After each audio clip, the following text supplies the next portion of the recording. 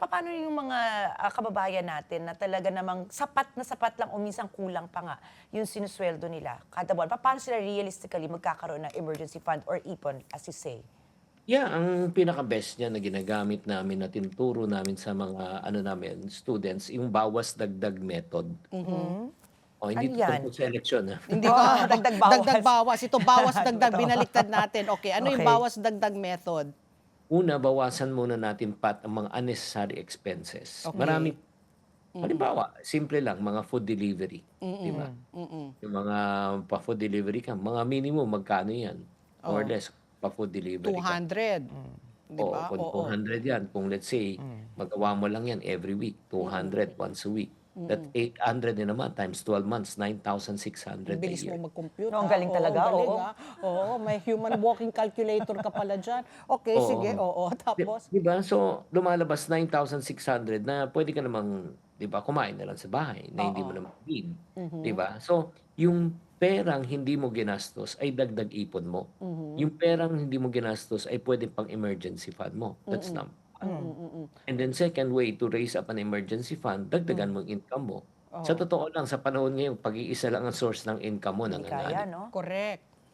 'di ba? Oo. Yeah. So, kailangan may Kailangan may side job. multiple, oo, 'di ba, yung parati ko sinasabi na yung 9 to 5 mo, 'di ba, 'yan ang magbabayad ng mga bills mo. Mm. Yung anong ginagawa mo after 5, yung sideline mo, 'yan ang bubuo ng pangarap mo. Oo. Hmm. Ano ba, mahirap ba, Chinky, magkaroon ng side job? Yung kunyari, meron kang konting kapital, mas mabutihin ba yan isusugal mo or yung gagawa ka ng negosyo or ipapasok mo yan sa bangko?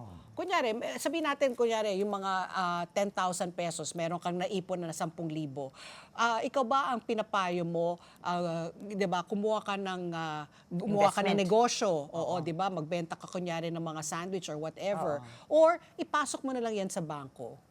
Ay, ang maganda naman siyempre yung 'pag nilagay natin sa bangko, ang purpose niyan is for emergency fund, Oh, so that's Okay. that's one. the emergency fund, That's the oo. emergency fund. Oo. Oo, pero hindi lalago ang pera sa bangko dahil nga Hmm, pa ang interes. Mm. Kaya kailangan, papasukin natin yung mga puwedeng ika nga magpakita agad sa atin. Oh. Siyempre, 'pag sinabi naman natin, negosyo, anong magandang negosyo? Marami pong mga businesses right now because of technology that hmm. doesn't require you capital. Mhm. Like for example, skill base, 'di Hmm. ba? Hmm. Freelancing, halimbawa, magaling ka ba magsulat, magaling ka ba mag-edit ng video, graphics, design, Oo, copywriting, Mm. 'di ba? Or customer support na sa bahay, alam niyo ngayon, Oo. puwede ka na talaga work from home. Oo. Skill based 'yun, wala kang babayaran, wala kang overhead, Yes. 'di ba? Oo. Or pangalawa, puwede kang magbenta na lang ng ano, sa online, 'di ba? Hmm. Mm. Mga pre-loved na goods, 'di ba? Or Hmm. if not naman, kung gusto mo magluto ka ng pagkain, puwede kang mag-online. So wala kang operational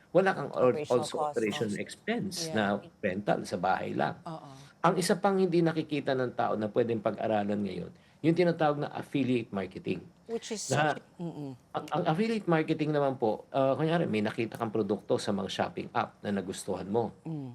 May mga companies that allow you to promote their products, and then once na na-promote mo yung product, sila magshi-ship, sila magpa-pack, sila ang ano, and then ang mangyayari po niyan, kayo po ay kukuha ng komisyon. So may Hmm. commission ka, and then the commission is ano, actually free money.